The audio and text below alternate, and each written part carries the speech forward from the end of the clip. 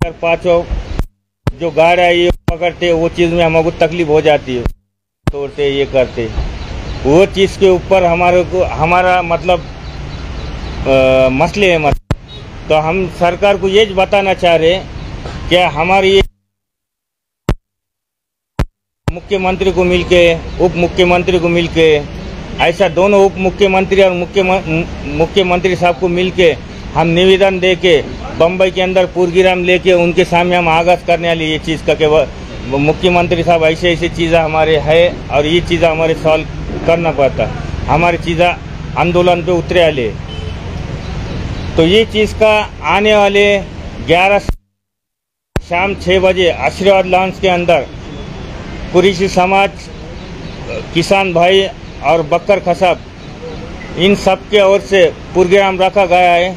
तो मैं सब भाइयों से गुजारिश करता हूँ, कुरैशी समाज, मुस्लिम समाज, हिंदू भाइयों को ऐसी दावत देता हूँ कि ज़्यादा से ज़्यादा तादाद में आने की कोशिश करो। और मेरे 2 बात खलास करता हूँ, खुदा हाफिज़, जय हिंद, जय महाराष्ट्र। 11 अगस्त को आने की दावत देता हूँ शाम 6 बजे सब भाइयों को, हिंदू भाई, मुस्लिम भाई और किसान भाई पूरे मिलकर आके ताकत देंगे। इंशाल्लाह प्रोग्राम को हम अंजाम देंगे शाम 6 बजे। आपसे गुजारिश करता हूँ कि पहुँचने की आप ज़्यादा से ज़्यादा कोशिश करो। और मीडिया और पेपर वाले का तहे दिल से स्वागत करता हूँ। आपकी मदद हमको हर टाइम रहती है और ये प्रोग्राम के टाइम भी आपकी मदद रहेंगी। और आपको जो करना है, आप मतलब सही क्या झूठ क्या, वो तो आपको सब समझता, सही क्या झूठ क्या है बोल के। इतना मतलब हकीकत बताना है अपने को सरकार को, सही क्या है झूठ क्या है बोल के। अपने को उसमें झूठ बात कुछ नहीं है। जो हमारे भाइयों पे न्याय हो रहा तो उसका अपने को अन्याय दिलाने का काम ये मीडिया, पत्रकार लोग का और चैनल वाले कर सकते। तो हम आपसे ये गुजारिश करते कि हमको ज़्यादा से ज़्यादा आप ये प्रोग्राम को वायरल करने का देखो। और आपसे इतनी गुजारिश करता हूँ, मेरे 2 बात खलास करता हूँ, खुदा हाफिज़, जय हिंद, जय महाराष्ट्र।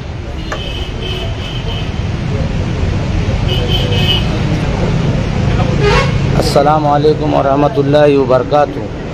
मैं हाजी अब्दुल जब्बार साहब बीड़ ज़िले का सदर होने के नाते मैं 2 बात ये कहता हूँ कि हमारा जो महाराष्ट्र के अंदर जो हमारा सम चालू है, जो हमारी तकलीफ़ है कि वफीलू जैसा काला माल कहेंगे, हमारे को इसकी तो परवाह नहीं है। ये माल भी लाते हैं लेकिन इस माल के ताल्लुक से भी हमारे गाड़ियाँ पकड़े जाते हैं और हमारी गुजारा की तो बाहर किस्म की तकलीफ होती है।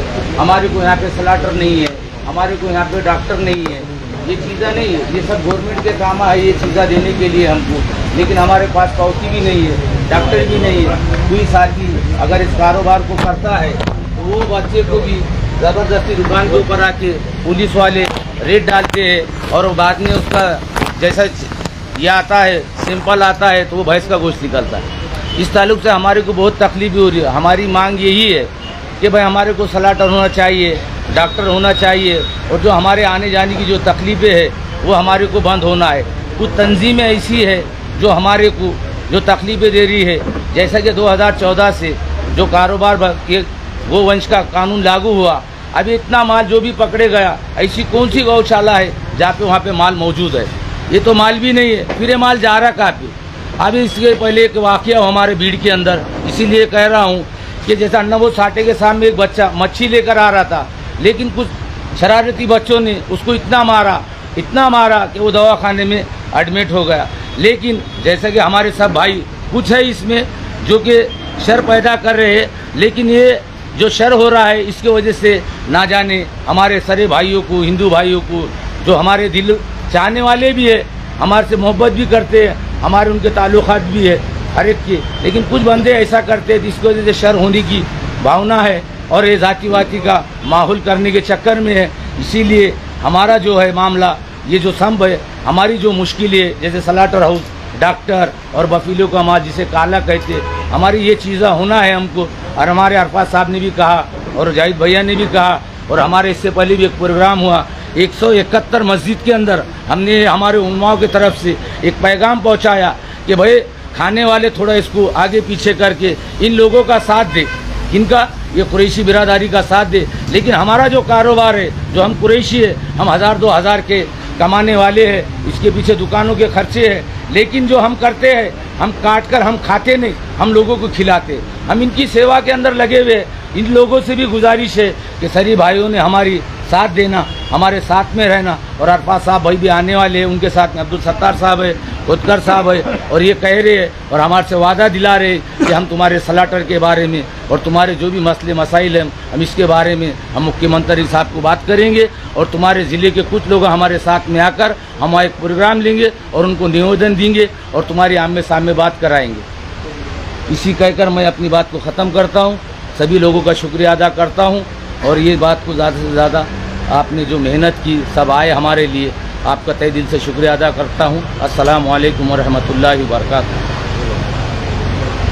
नेमक्या अडचणी कुठल्या कुठल्या आहेत आणि गोवंश हत्याबंदी कायदा आहे त्याचं आपल्याकडून पालन केलं जातं का आणि पालन केलं जात नसेल, नेमकी कारवाई कशा पद्धतीने केली जाते? आणि तुम्ही सर्वजण गोवंश हत्याबंदी कायद्यात काय लोक असते जे काय आणते का दुधाची आहे, आता ते पोरं सांगते की भाई कापायचे, कापायलाच न्याय लागली, अशी पद्धतीने काम करते।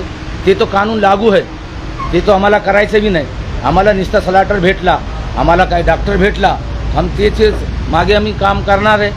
काय आम्ही कानून जो है, जो कानून की जो पद्धत है या कानून का जो मामला है, अगर हमारा उसमें कुछ अगर इन्वॉल्व हुआ, हम उससे पकड़े गए तो कानून ने 10 साल की सजा दी, हम उसके लिए तैयार हैं। आता तुम्ही तुमच्या ज्या अडचणीत त्यावर संघटना केली आहे, त्यावर तुम्ही कार्यक्रम देखील घेताय, परंतु अशा पद्धतीने गो हत्या करणारे जे काही लोक आहेत त्यांना समोर आणण्यासाठी तुम्ही संघटना म्हणून काही प्रयत्न करणार आहेत? वास्तविक पाहता राज्य मुस्लिम खाडी समाजसेवा संस्था ही हाजी अरफात साहेब आणि जावेदभाई कुरैशी यांच्या नेतृत्वामध्ये समाजामध्ये जनजागृती करण्यासाठी हा मेळावा आयोजित केला 11 तारखेला। आणि त्यामध्ये आम्ही हे संदेश देणार आहे तर शासनाचे जे अटी नियम आहे, गोवंश हत्याबंदीचे कायदा आहे, खरं म्हणजे गोवंश हत्याबंदीला आम्ही त्यांची रिस्पेक्ट करतो, आदर करतो। आणि आपली गायमाता जी आहे याला तर राष्ट्रीय पशु म्हणून घोषणा करावी अशी आमचे राज्य मुस्लिम खाडी समाजसेवा संस्थेचे अध्यक्ष हाजी अरफात साहेब, आमचे जावेद भैया आणि सगळे सदस्य अशी आम्ही मागणी देखील करतो। मात्र गोवंशच्या नावाखाली काय लोक काय करतात, बाकी बकरे आहेत, बफेलो आहे, भैंस आहे, याच्या वाहतुकीला एक आपल्या गोरक्षकाच्या नावावर त्यांच्यावर अन्याय अत्याचार ते करायला लागले। तर त्या अत्याचाराच्या विरोधात आमचा हा एक मोर्चा आहे, आमची एक अशी मागणी आहे शासनाला आणि समाजाला देखील, सर्व धर्म समाजाला देखील अशी मागणी आहे तर सत्य परिस्थिती असताना जर आपण अशी वाहतूक करतो आणि अशा वेळी काय गुंड प्रवृत्तीचे काही लोक असं करत असत तर आपल्या समाजाची, आपल्या पत्रकार बांधवांची आपण देखील स्तंभ आहात, एक चौथा स्तंभ आपण आहे, आपण याच्यावर लिखाण काम करायला पाहिजे।